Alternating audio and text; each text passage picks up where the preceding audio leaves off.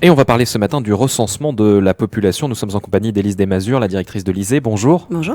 Merci d'être avec nous alors que vous préparez, donc je le disais, un nouveau recensement. Il devait avoir lieu initialement l'année dernière. Finalement, ça a été reporté. Est-ce qu'on peut revenir un petit peu sur le contexte de ce recensement de la population ? Donc effectivement, le recensement de la population en Nouvelle-Calédonie, il est prévu tous les 5 ans. Donc le dernier date de 2019.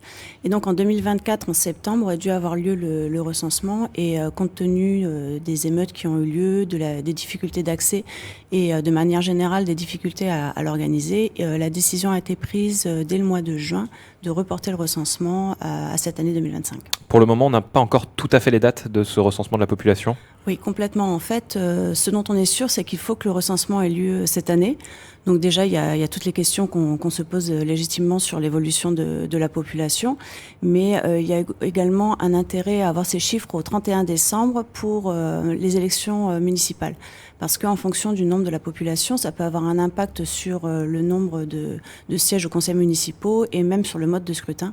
Donc oui, il y a tout à fait un intérêt à avoir le recensement cette année. Et sur le fonds intercommunal de péréquation aussi pour le financement des différentes collectivités ? Complètement, sur le calcul des dotations en effet. Donc vous parlez de la population, on a entendu beaucoup de choses depuis les violences de mai dernier avec l'exode de Calédoniens. On a des chiffres qui circulent, on entend 6 000, 10 000, même plus parfois départs. Est-ce qu'aujourd'hui vous êtes en mesure de confirmer des vagues de départ du territoire au niveau de l'ISEE ? Est-ce que vous avez des statistiques fiables sur ce sujet ? Non, aujourd'hui on n'a pas de statistiques fiables. Ce qui est sûr, on avait déjà observé entre les deux recensements de 2014 et 2019 qu'il y avait vraiment effectivement un flux net de population qui quittait le territoire. Sur les années 2019 à aujourd'hui, on sait que cette tendance elle a continué et qu'elle s'est certainement accentuée effectivement suite aux émeutes.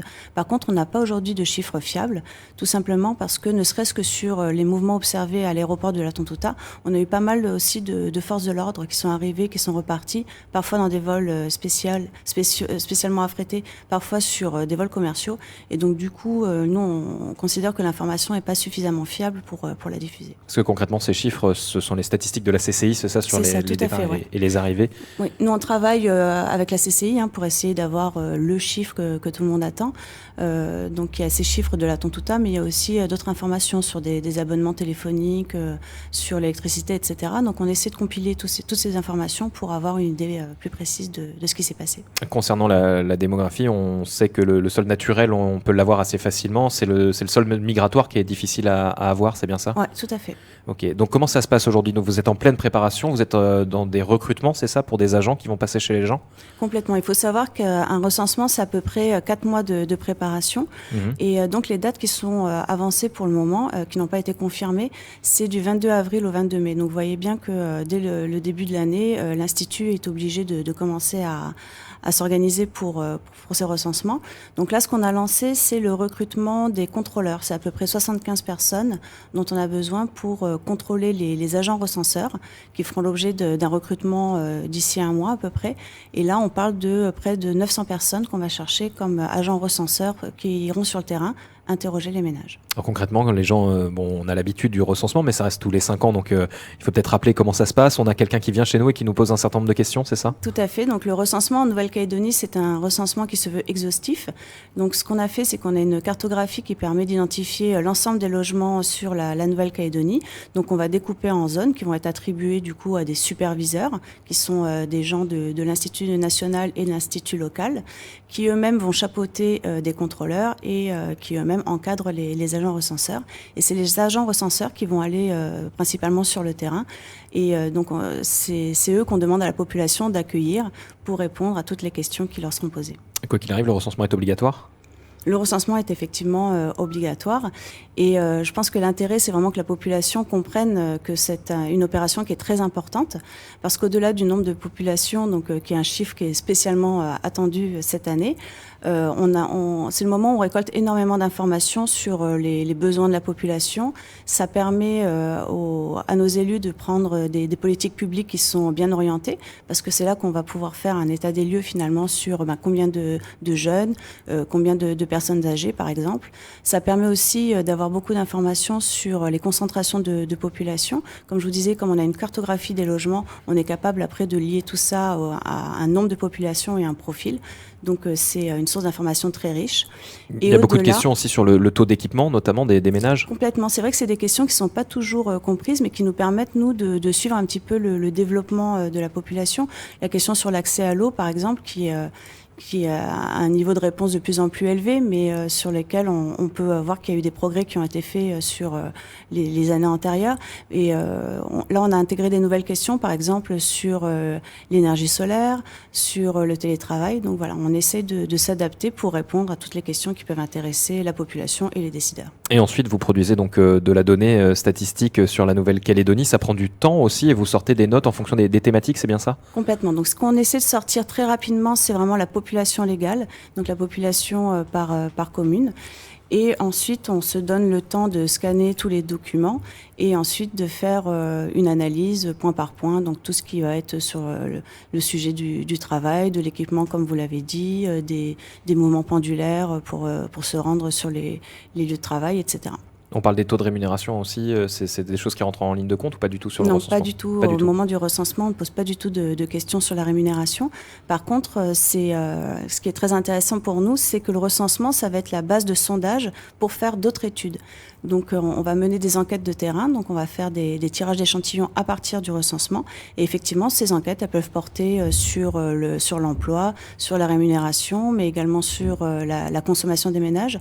On a l'enquête budget des familles, par exemple, qui est une enquête très structurante qui permet d'avoir des profils de consommation.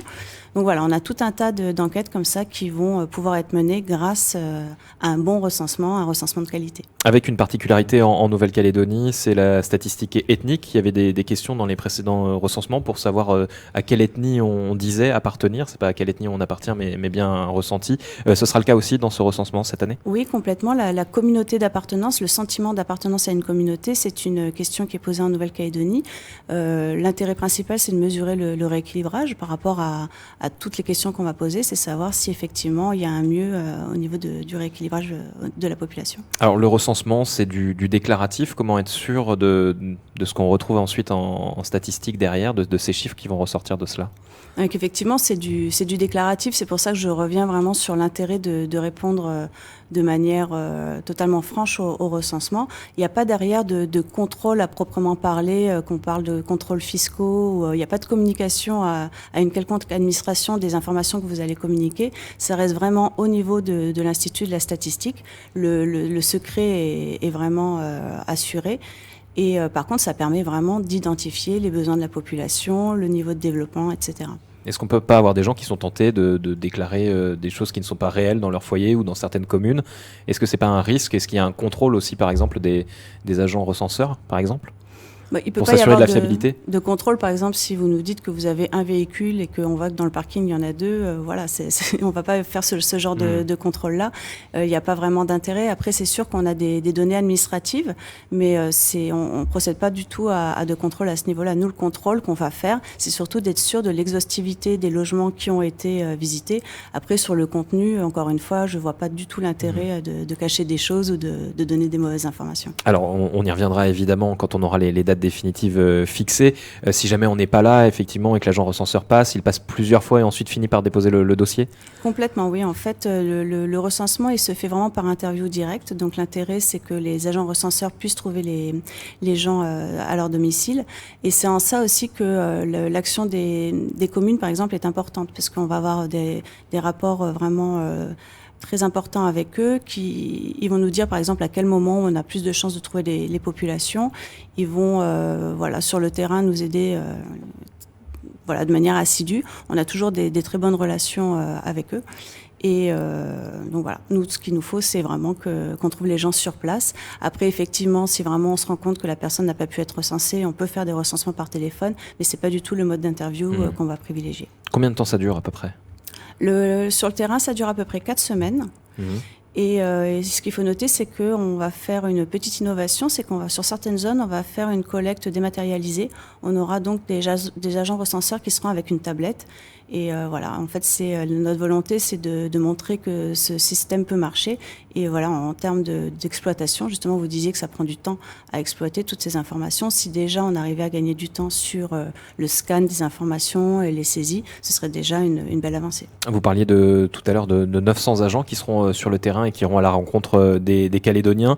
Quel est le profil des agents? Peut-être que ça peut intéresser des gens. On sait que le contexte économique est difficile pour participer à ce recensement. Oui, on s'attend effectivement à avoir plus de candidats que d'habitude.